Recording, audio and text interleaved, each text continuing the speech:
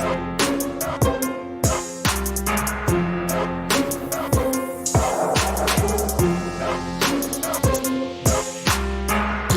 what's up? It's Holden here. I got Mangone and I got Hoop, and this is Swing for the Fences. We got 2 baseball shows left until the end of the year, and man, we're limping in here on this Thursday. 6-game slate. Come on, guys. We got a 6-game baseball slate tonight.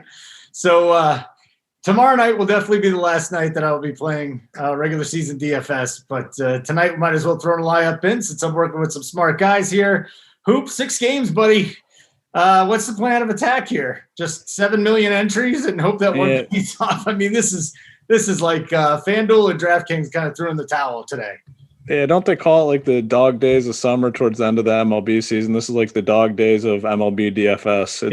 It's tough to get up for it. It's tough to get excited about it, but we are here, and the contests are pretty big too. There's not, we have NBA going tonight, NFL, but the MLB contests they're still there. So we got to break it down, and we'll go through it and get some winners in there. Yeah, actually, you guys and ladies are paying for it, so we'll give you the best information we got. Mangone, what's the plan of attack here tonight? Pitching just looks amazing. I mean, amazing's a loose term. I'm sure being sarcastic, but listen, I've seen worse slates, so it's not the worst slate in the world, man. It's going to be fun. Obviously, look to do maybe some GBP stuff more so than cash stuff right at this time of year. But we'll be here breaking it down for you and trying to figure out the best stuff. Yeah, absolutely zero cash lineups tonight. Throwing a couple of tournament lineups, have some fun. Let's start with you here, Hoop. Bueller's back. He's on a mound, 10K on what site do I have up here? I have Draftkings. DK. Yeah, 10K on DK. Lance Lynn's 9.3. Ian Anderson 8.8. Corbin Burns 8.4. It's kind of everything over 8.4 and above. Those 4 pitchers at the top, there's a couple of values down low, but do you prefer any of those 4 pitchers? I think Burns is probably close to a lock for me at 8.4. Just been pitching so well, just so steady in terms of fantasy points. I mean, he hasn't been under 23 fantasy points in 5 starts. So I really like him. I think he's a guy I'm going to get into basically all my lineups tonight. I like then Anderson. Looks like the weather could be pretty dicey there.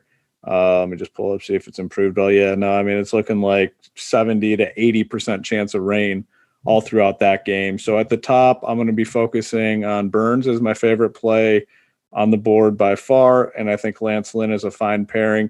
And it's easy to play both these dudes. And it's easy to play 2 guys up here. If you don't want those 2, you can play 2 other ones and still make it work. The pricing on pitching is just super, super soft. So, I mean, you'll be able to play basically whatever pitcher you want and not have to sacrifice much at the hitting positions. Well, real quick, how are you handling that Miami-Atlanta game? Is it just a fade for you? For now, it is, unless something improves. I mean, it's literally 70 to 80% chance of rain all throughout the game. Atlanta is really bad with, storms and all that. You can get those extra pop-ups as well. So I'll be fading it at this point unless something drastically changes. All right, Mangone, what's your plan of attack up at the top? Before you get into the pitching, though, how are you handling Atlanta-Miami? Same thing? Yeah, the way I just handle Atlanta-Miami is for one, pitching, I don't need to touch it, right? I'm not even going to risk it. I don't see, Clayton Kershaw on the mound or Max Scherzer. There's no need to mess with it. Ian Anderson's fine, but I don't need to jam into my lineup. So I'm going to stay away from that one. Obviously, hitting-wise, you could talk about it a little bit, but I just think on this kind of slate, I'm just going to stay away unless we get if we get some type of clearance and everyone's talking about fading it, then there's some merit to going to it, but I'm going to stay away at this point. All right, pitching, is it just Burns, plug and play? What is it? Definitely on DraftKings, Burns feels like a plug and play. It's hard to really argue against him. He seems like just such a good option. The price tag is just way too cheap. But after that, I mean, listen, it starts to be a conversation, right? Lance Lynn is definitely in play. Walker Buehler, you can't mind, but right off the injured list, they might not just go and make him throw 100 pitches, right? I don't expect that. But Lance Lynn is definitely really enticing against this Houston team. And listen, Lance Lynn, he's a solid option and he can get strikeouts. And this Astros team, I stacked him up yesterday against Markakis or whatever his name is. It's not Markakis, it's Market Vicious, right? That's his name. So I stacked him up against him and it did not go well. This Astros team can be rough at times and Lance Lynn could have a massive game. So the ceiling is there for him. So I don't hate that. And then there's two other, cheaper options that are definitely in the conversation, right? On the opposite side of Lance Lynn, it's Christian Javier. He's been great. He's definitely in the conversation for me. Someone that I want to look to maybe roster as a cheap option if I'm looking to spend up at some more bats with Burns. Or you can go all the way down to Chris Bubic, who gets a matchup against the Tigers. And listen, the Tigers, they are not good at baseball, but they do have a lot of righties in that lineup. So I don't really know how I'm approaching Bubic here in this spot. That's the one that I'm still kind of scratching my head on and can't figure out how to approach on this slate. All right, really interesting. So if you haven't figured it out yet, do you have a lean on FanDuel? So FanDuel, I would say, FanDuel my lean is just to go up the Burns, but obviously with only 5 games, it might not just be that easy. It is FanDuel though, and it's normally typically easier to get in your bats, and you can make the case that, hey, Corbin Burns is that good that you just want to get him in there. But I was kind of hoping to hear what Hoop's take was on Bubic on both sites, just to kind of get a feel for it. And he's a Tigers guy, right? So you can tell me how his Tigers are going to do here against the Royals. No longer a Tigers guy. I'm sorry to burst your bubble there. You're not a Lions guy either? No Tigers or Lions for you? Man, it's a tough city to get behind the sports teams. I mean, it was nice for a while. The Red Wings were great. The Pistons were great. Tigers were great. And that's all reversed, and they all suck now. So not a huge fan of those guys. But in terms of FanDuel, I mean, the goal is going to be for me to play Burns. We're going to have to go through these lineups and see if we have enough value, which typically you do. If not, I'm fine going cheaper. Do you want to continue on with the DK pitchers, the cheaper guys? Yeah, I think that'd be great. I just want to know in particular what you were doing on FanDuel, and Travis Mangone is saying, hey, it's up in the air still a little bit. Where are you leaning? Yeah, we got to see when all these lineups come out. I mean, specifically the Dodgers are in a pretty good spot. See, if we can get any sort of value out of that lineup. But I mean, I'm not. At 10-6, I don't think you have to play Burns. I don't think he's a lock or anything there. Bubic is fine at 8-1. But, if I was going to settle on a Lance Lynn at 9-5, I'd probably rather find, $1,100 more to get up to Burns. But on DK, my approach is going to be, I'm going to put Burns in there. I'm going to build my hitters and see what I have left at pitcher. I'd be fine. Bubic is it Bubic? Is it Bubic? Sure. Bubic? Yep, Bubic. Am I gonna get nailed at the end of the show now? No, I'm gonna leave you guys alone. A lot of you guys are getting all you think I'm picking on you or something instead of it just being a fun bit. So I think it's fun. I like it. I do too, because sometimes I say it and I'm like, man, am I gonna get docked for this at the end? Yeah, I'm not doing it anymore. I'm sorry, guys. The DFS community is too sensitive. I love it. Yeah, no, I love it. Daughter, she doesn't mind when I correct her. You guys start crying, so whatever. Just go with whatever you're doing there.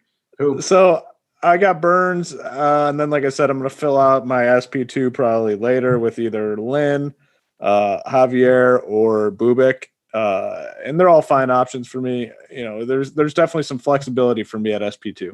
All right, Mangone, going down a little bit here. Yeah, I just want to say, Holden, I feel like I'm the reason why me and JT, it was our show that stopped you from doing this. I feel like, because I said Luis Robert and you got very mad about it I don't get mad about it. I said it's Robert. It's not right. It's not. Don't take credit for this. It's totally JSU. After working with JSU for 3 years, I mean, I literally have no idea who he's talking about half the time. I don't Lamanchka Shaman. Who's Lavanchka Shaman? He's it's the wide receiver for the Jacksonville Jaguars. I'm LaVisca Chanel. Yeah, Lamanchka.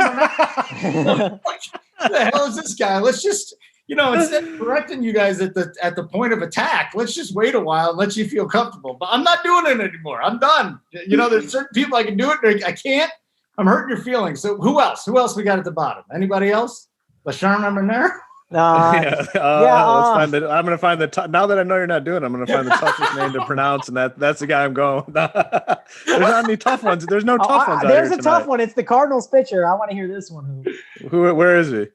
Kim? The Cardinal. Yeah. Well, just say the first and middle name. I mean, Kwang Hyun Kim. There you go. Not bad. Kwang Hyun Kim. Wang Yun Kim. There you go. That's not bad. Yeah. No, I mean, that's not bad. You can pronounce it better. I mean, listen, it's pretty good. He knows how to pronounce the name perfectly. It's Kwang Young Kim, I guess. I don't know. I mean, what I'm saying is I was expecting Hoop to maybe butcher it more. That's all. So not too bad. That was all right. I needed a good laugh. Thanks, guys. Appreciate that. Hoop, do you just want to finish this? It seems like it's a debacle right now. So are we done with pitching? Yeah, like I said, my final stance on pitching is on DK. I'm playing Burns, and then I'm going to pair him with either Lynn, Javier, or Bubik. And then on FanDuel, it's probably going to be Burns if I can get him, or I'm fine going down to either Javier or Bubik. All right, guys, hit the like button. I'm feeling now I'm in a good mood. I was really tired, but these guys got me all in a good mood. Hoop, I know you're executive team here, but I'm thinking if we get 75 likes today. Yeah. Oh, yeah. Yeah. Yep. We just reordered some swag so we can be more generous. I just want to thank everybody so much for just grinding baseball out. It's so many people just jump off the board toward the end of the season, and NFL is here. I used to be that guy too, but it's good. You guys deserve a little reward here for the end of the year, so we'll see what we can get you. All right, let's go to the hitting side. So, hey, Mangone, are we just going to assume that Miami and Atlanta's off the board then altogether, or are you just fading the pitching and still the bats are in play? I mean, obviously we can talk about it, right? Well, get in the Discord chat. Obviously, if we're not going to play this game, we'll mention it, right? We'll talk about it in there. But I always typically, instead of just being hey, let's cross the game off, let's at least talk about it because you never know. Weather can be a little bit unpredictable. So, Pablo Lopez is definitely someone that we can attack, right? We can definitely go with these Braves. They've been hitting the ball pretty well, too. They're closing out the season strong. So, Pablo Lopez, he struggles against lefties a bit. What was around 350, ISO around 190. I mean, Freddie Freeman, obviously, one lefty you'd want to get in there. Ozzie Albies, he's so expensive at the second base position, but man, he's been crushing the ball. All these guys up and down the lineup make a ton of sense. So, I think this is definitely a good spot to attack with some Atlanta Braves. If the game plays right, you might get it low owned because no one's talking about it. No one wants to play it. So stay close and maybe, if you're in that $15 GBP where it's $25K to first, toss a small stack on Atlanta. And if it goes crazy and it's not owned, you're going to win. Hey, Hoop, is that how you're preparing here? Are you going to have an Atlanta lineup? Or is it just screw it? The weather's too bad. I mean, as of now, I'm just saying screw it. The weather's, too bad to risk it. And, they're probably my, fifth stack that fourth or fifth stack. So if I don't play them, it's not the end of the world. Freeman, Lbs, guys like that are definitely in play, but I'm going to be off of it as now. And then on the Miami side, like I said, I would have had some interest in Anderson. So, none of these Marlins bats are really doing anything for me. Do you want to throw a name or two in there, Mangone? Yeah, I mean, it's probably Freeman, right? The lefties, I'd say, is where I'd go to, but I'm not going too crazy with that game. Again, I think there's other spots you'd rather attack. All right, very good. Let's move on to another spot then. We'll start with Baltimore and Boston. I mean, the Red Sox offense, if they haven't already packed it in, I suppose they'll at least be in the mix here against Alex Cobb tonight. Why are people still playing JD Martinez every single night? I mean, can you guys explain this to me? Maybe it's the fact that he's actually starting to hit now. Can we trust JD Martinez, Mangone? Can we trust him a little bit here? I mean, I guess. I mean, I don't know. It's JD Martinez, right? He's been awful all year long, but it is worth noting, dude, the Boston Red Sox, they have 8 runs, 9 runs, and 10 runs over their last 3 games.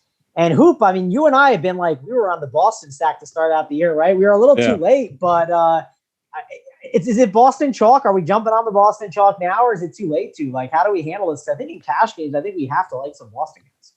Well, you know what the saying goes. It's better late than never. And the Red Sox cost me a lot of money to start the season, and maybe they can make up for it here at the end. Really like them. I mean, I just like riding hot offenses, and we were on the White Sox when they went on that heater early on, and I like sticking with these offenses that are putting up runs. So I'll be back on Boston tonight. You can make it work with the pricing. I mean, some of these guys are up there. I mean, Devers 5.5. On DK. Martinez is cheap at 4.3. He's been hitting the ball. I mean, he's one of my favorite plays, so I'll definitely be on him. I think you definitely want to come here for some cash game exposure in tournaments. You definitely want to look this way as well. They have a nice healthy team total here, 5.5. They're probably my favorite team just because, like I said, they've been hitting the ball well lately, and I like getting on these teams that are hot. So really like Boston here. My favorite, 1A, 1B type stack here.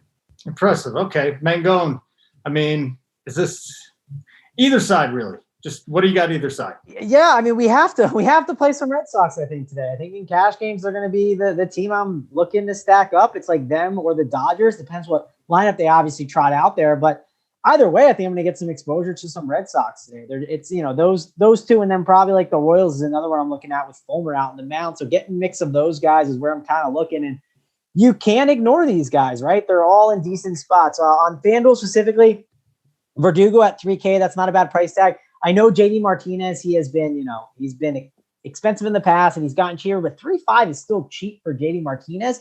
I don't know about this version of JD Martinez, but he's hitting better. So maybe we do take the shot on him. I don't mind Jackie Bradley Jr. at 2.6K. I feel like it's a really nice little value saving that I would definitely take a shot on. And if you look at the DK price tags on these guys, Verdugo at 4K, he just seems like such a strong cash game option. JD Martinez, 4.3K. How do you ignore that one if you want to spend a catcher? Christian Vasquez at 4.5. Jackie Bradley Jr. is only 3.2 on DraftKings. And listen, if you want to be unique, Hoop always loves doing this. He likes taking the top offense and just stacking up the bottom. Dude, you can play Jackie Bradley Jr., Christian Vasquez, Michael Chavez, Bobby Dalbec, and Arroyo. And it's all just guys that are in like the 3K range except Vasquez. And you have an absolutely like lower owned lineup altogether on like the chalkier stack. And I think it's super interesting. And you get all these cheap guys, and then you can spend up for the pitching. I think it's really in play. Is that what you're doing tonight, Hoop? Did Mangone uncover it? Play Burns in the lower part of the batting order for Boston. Yeah, I mean, Boston should have a ton of ownership tonight, and that's one thing I've been beating for a while. It's like, man, you just go, if you think an offense is going to be really popular, you get creative, and you can do wraparounds where you start at the 8-9, and then you come up 1-2-3. You can do a lot of different things, and this is a lineup you can do it with. We don't like doing it when the hitters at the bottom are so crappy that it makes you want to puke when you look at their names. This team, there's guys at the bottom that can get it done. So I'm definitely on board with that, and it's something I'd definitely be looking to do if I was building a ton of teams. I'll say this, Alex Verdugo is the one guy that I still see busting his ass like every single night when I'm usually betting on the Red Sox one way or the other. And that's a guy that's really impressed me from an effort standpoint. I don't think that matters when it comes to DFS. I don't know if he's going to break a slate for us. He hasn't hit a home run, and it's been a couple of weeks before he's done any of that. But I'll just throw it out there. I like Verdugo as a real life player, not as a DFS player. So let's move on here. That really didn't matter. It was a diatribe. It was stupid. Philip Fulmer, yay! Not Philip Fulmer. You know who Philip Fulmer was? Either one of you? I'm guessing it's Michael Fulmer's dad. Yeah, maybe it might be his dad. He was the head coach of Tennessee when they actually won a national championship in football. So, anyways. We got Fulmer on one side. We'll get 2 or 3 innings of him getting shelled. On the other side, Mr. Bubich. We love Bubich. We love some Bubich. And I wonder if there's any Tigers. Hoop, just start there. Any Tigers we can just one off tonight? To me, they're like a dead team. I mean, if you're looking for a punt at first base, which you typically should not be looking to punt first base, Miguel Cabrera is 2.8K. I mean, you're not going to get much out of him, but that would be like the only one-off type situation I'd be looking for. On the Royals side, yeah, I mean, you definitely have to like the Royals here against Fulmer, and then mostly the Tigers bullpen, which is very bad. And you have to imagine that these guys are going to be pretty popular, and rightfully so. I mean, they're priced similarly to the Red Sox, so all these guys to me are pretty solid plays. Merrifield, Mondesi, Selperez, Franco, Dozier. I mean, those top 3 are pretty expensive. I mean, Perez 5.3.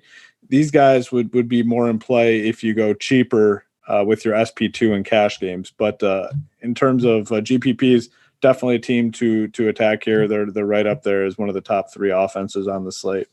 All right, what about you, man? Going both sides of this thing here. Any Tigers one-offs, and then obviously the Kansas City side. Yeah. So listen, you can make a case in GPPs for the Tigers to be interesting, but man, it's tough for me to get behind. I don't know if I'll end up pulling the trigger on it. I probably won't. I'm more obviously interested in cash games and getting some of these Royals in here. I mean, they're definitely in the conversation. I think Maikel Franco, if you look at his price tag, and I think FanDuel, DraftKings, it looks like it's expensive, right? It's 5.3K. If you have the money, sure, I would love to pay it for him, but I don't know if I'll be able to for Salvador Perez. Franco, though, you look at his price, it's 4.1. I mean, that's pretty interesting. Ryan O'Hearn is 2.9K if you're looking for a little bit of a salary saver. Don't hate that as an option. And even Alex Gordon at 2.5, I just don't think that's how you want to spend your outfield options. That's my only concern there. O'Hearn on FanDuel, he's 2.3K. Franco's 2.9. So again, don't hate that price. And Mondesi is probably the best one of all, right? His price tag, he's 2.9 over on FanDuel. That's the one that gets me most excited over there on the FanDuel. All right, very good. I like it. We'll move on to Houston and Texas. A guy we didn't talk much about with the pitching. Maybe you did, and I kind of forgot about it. Mango, did you have much to say about Christian Javier tonight on the mound? I mean, he's not a guy that's going to go too deep or get you many strikeouts, I guess is the thing. Is there any salary relief, maybe an SP2 on DK, or just totally fade him? He's definitely in the conversation, right? Like, I don't want to ignore him completely. The only problem I have with him is, like, I kind of look at it like Corbin Burns just seems like way too underpriced. So I think I'm definitely playing him. And, like, I don't know, you can make a case. It's like, I think he's in the conversation. It's between like Bubic. I think it's between Lance Lynn. And I think it's between Javier. I think it's like those three. And that's really how I'm trying to narrow it down as my SP2 right now. Like, I don't hate Buehler as a play, but I just hate taking guys right off the injured list, especially right before the playoffs. They don't have any reason to push Walker Buehler. And the Dodgers are always great at doing the whole old early hook thing with Dave Roberts. So that's why I'm kind of more nervous about Walker Buehler today. Okay. Hoop, both sides in this game. And just in terms of Javier, I mean, I think he's in play probably more so for me on FanDuel. His price is really good there. 7.4 is a very, very fair price tag, but you'd have to have all the offense you want. It would have to be your ideal offensive layout, and then you plug in Javier. I prefer, if you can, to get up to Burns if possible. This game, the problem on the offense is I just like both these pitchers. So I mean, if I'm going to like both these pitchers, it's tough to like the offenses. The Rangers offense has been a massive disappointment, and there's just not many guys. You definitely can play Gallo as a one-off. That would be my favorite play in the Rangers lineup. One thing I will say about the Houston Astros lineup is it looks pretty strong. I mean, there's some names in there, and Springer, Altuve, Brantley, Bregman, Tucker, Correa. I mean, there's some upside in this lineup. So if I'm building a lot of teams, I would not cross the Astros off the list just because of the guys in this lineup. So, I think they're deep tournament type team to target. Don't think they'll have high ownership because people are going to be on Lance Lynn, but I do like them a little bit. All right, guys, hit the like button just for the hell of it, because I'm going to get one of you guys some swag. It would be nice if you helped us out to get to 75. That would just be gorgeous. So Houston and Texas in the books. 2 more games. This is a game I'm not interested in. I can't wait to talk about the Dyers, but Milwaukee and St. Louis. Hoop, let's just stay with you here. Like, how do you attack Burns, unless it's an MME at this point, just to try and get a little bit of leverage? And then our boy Kwang Young Kim. Do we want to attack Kwang Young Kim this evening with the Brewers? Tough game. I mean, you got the total sitting at 7, and that's definitely not appealing for DFS. I mean, when you play MLB DFS, you want games that have the potential to score a lot of runs. That's just not the case here. I mean, even the Brewer. Obviously, we really like Burns. He's probably our favorite pitcher. So we're not looking at the Cardinals in any way, shape, or form. Even the Brewers, though, I mean, their team total is less than 4, 3.8, which is one of the lowest on the slate. Just can't imagine clicking anyone's name here, to be honest with you. Yelich is obviously a guy that you can always consider. He's lefty here. Not much interest. I guess if you're going to full punt at outfield, obviously Garcia is 2.4K. So, I mean, he's leading off on the road, 2.4K. Guess you could make the case for him as a full punt in the outfield, but nothing to be very excited about here. That is for sure. Not a spot to come for offense, I don't think. All right. Anything here, Mangone? Dig something up for us. Man, I don't even think Travis can dig something up for you here, man. This is some trash right here. This is 7 total, man. Like, listen, if this one beats me, like, if you tell me, first of all, the Cardinals haven't hit anything all season long. They may as well be the Detroit Tigers for all I care. They've been so freaking bad. I don't know how they're in the playoff race at all, but if the Cardinals hit Corbin Burns, I'll lose. I'm okay with it. And on the Brewers side, like, I don't know. I just don't get too excited.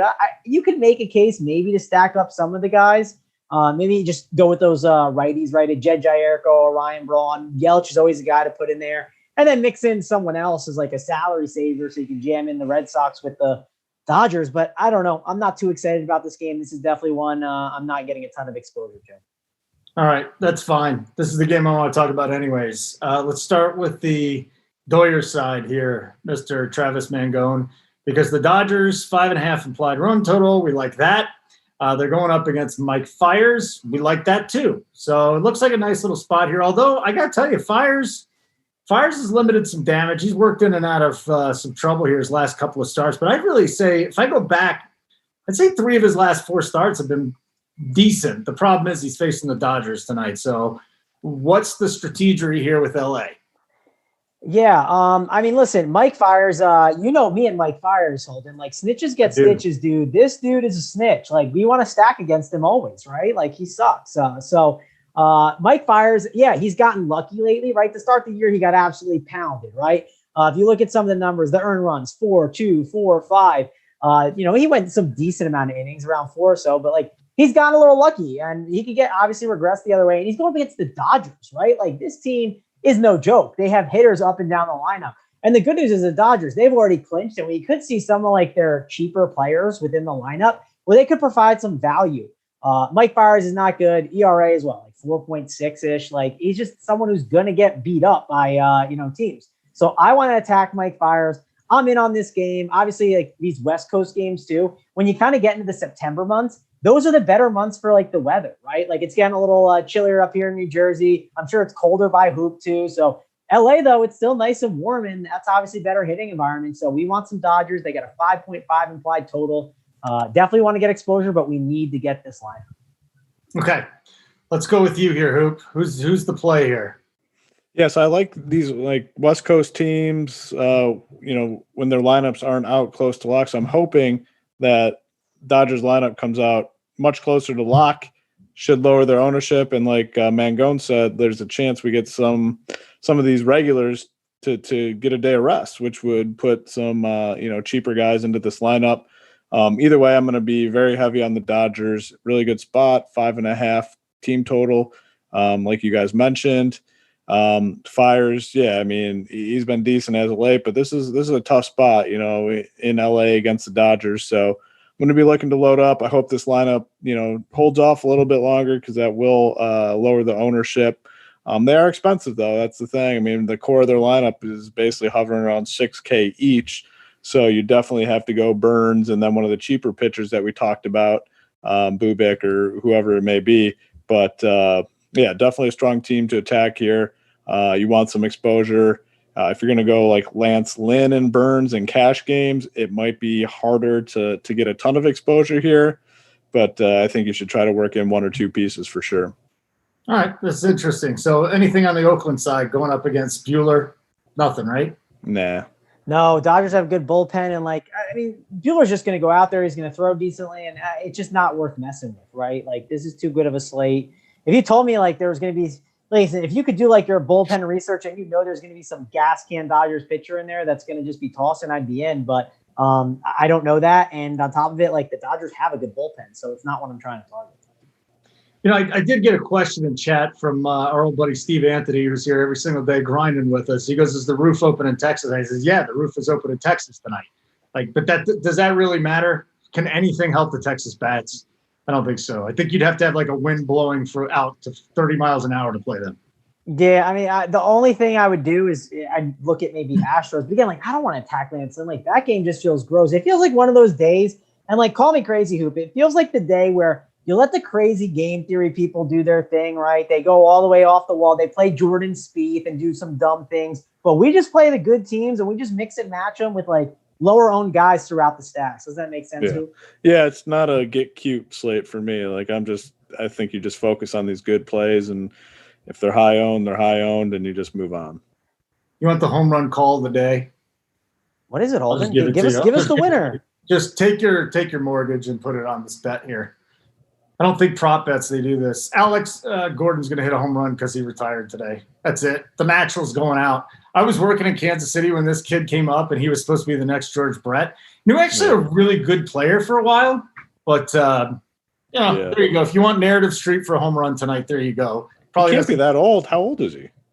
Oh, if he came up, I bet you he's in his mid-30s. I bet he's 35, 36 already because it was 04, I think, when he came up. Seemed like he's been around that long. Oh, he's been around. Time flies. I'm going to say, if I had to guess, I'd say he's 36. We'll get it. I'm not going to Speaking of narratives, can we talk 36. about Is he really? Jeez. Can we talk about the football narrative? You guys see what T.Y. Hilton said? You guys see that? Yeah, the grandma. The grandma narrative's so good, man. Granny is pissed with his play. Like, he's got to go out there and have a big day, right? There's nothing better than that. I'm not a narrative guy, but man, when Granny calls you out, that's a whole nother ball game. My grandmother was better than that. She would never call me out. She would give me a little pat on the tush and say, "You're a good boy."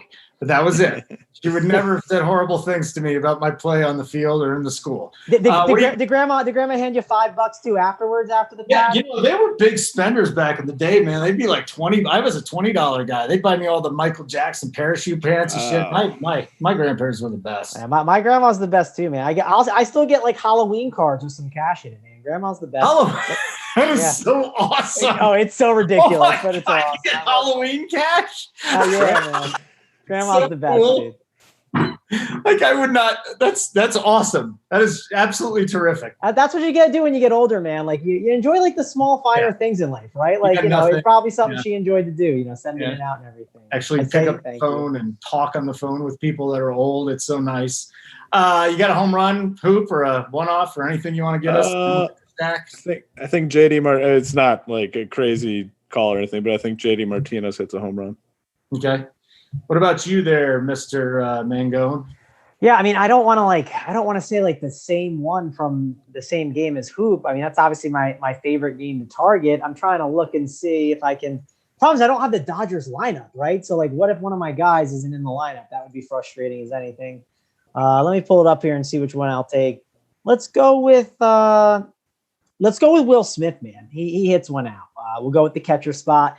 People might go Vasquez, right? Here's like another great way to get like contrarian with, like, look at the Dodgers lineup, look at the Red Sox lineup, and like just try to find ways to mix and match it and just make it unique. Like one way to do it is just like, hey, play all three outfielders from the Red Sox, right? Like let's go in, let's play Alex Verdugo, Jackie Bradley, and JD Martinez all together. Because if you do that, you then can't play a ton of the other guys, right? You can't play Mookie Betts, you can't play Bellinger, except you can obviously slide at first base, but like that's an intentional way to basically just like make your team different. Like making sure if you play Will Smith over Vasquez, like you're just taking a huge stand on that, and it's going to just make you different from the other teams.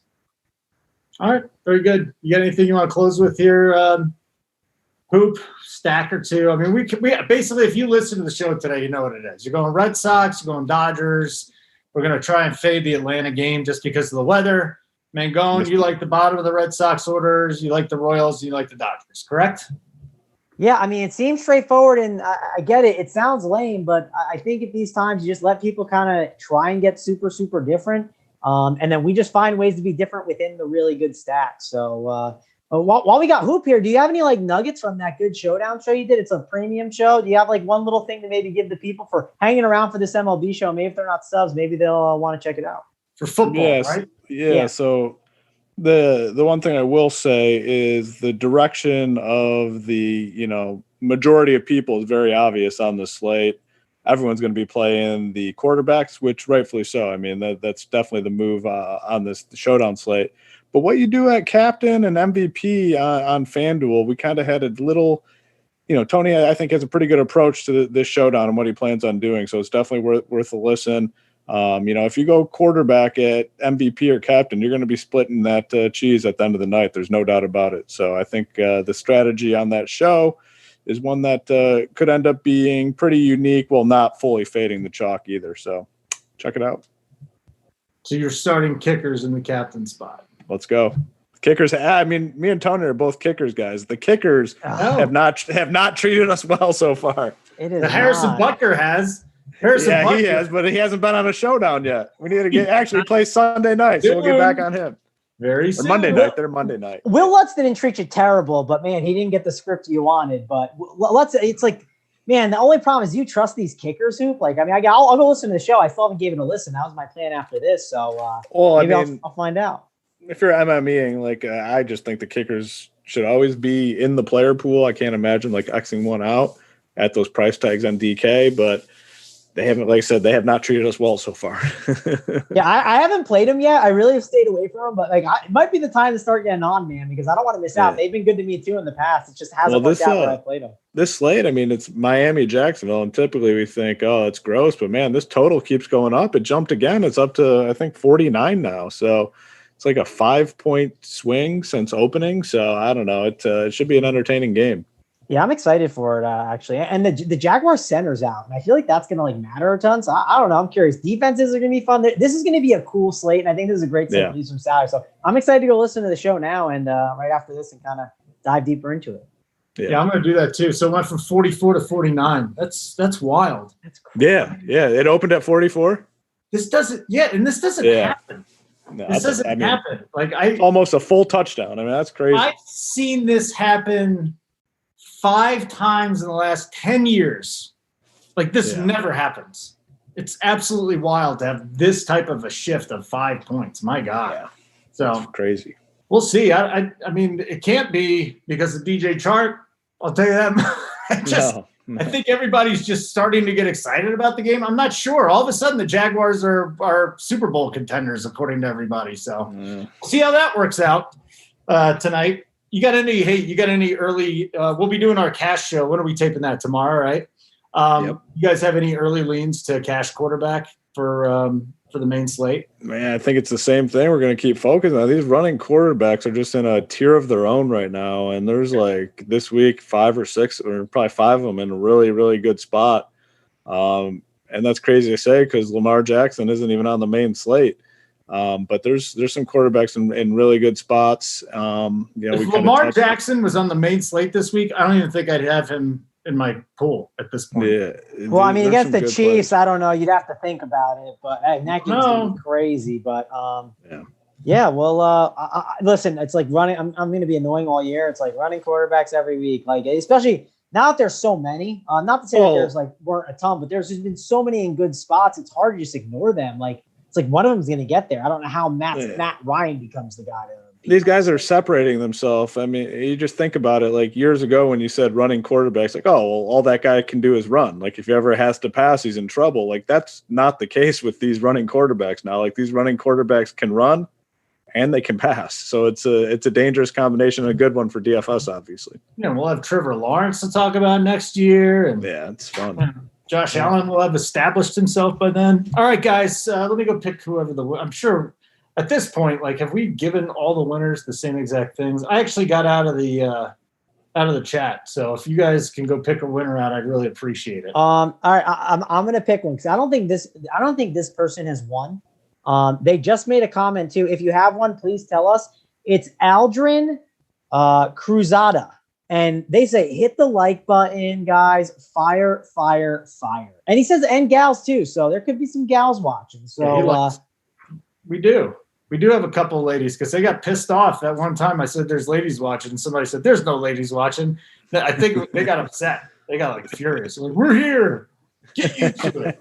Yeah, we gotta make we gotta get a ladies crew, man. We should get some Run Pure Sports lady shirts only or something. Get a crew, get a Discord channel just for the ladies. Mangone just using every angle to have a date on Halloween night. Just every single angle. Hey, listen, if you go on a date with Mangone on Halloween night, he'll let you split Granny's money in the Halloween card. How about that? Yeah, that's right. Listen, who doesn't love a nice date at Chick-fil-A? I mean, it's a little cheap, but I mean, you can't beat that. I mean, Chick-fil-A is enough to split Granny's money. You can go dressed as chalk, as a piece of chalk. You're wonderful. There we go. Chalk. All right, guys, take care of yourself. Winner, chicken dinner. You get some swag. So go make sure you hit us up at info@Run Pure Sports or look up Big T on Twitter and you'll find him. Just type in giblets and his name will come up one time. Mangone, great work. Hoop, great work. I'm Holden for Captain back in the studio. Good luck tonight.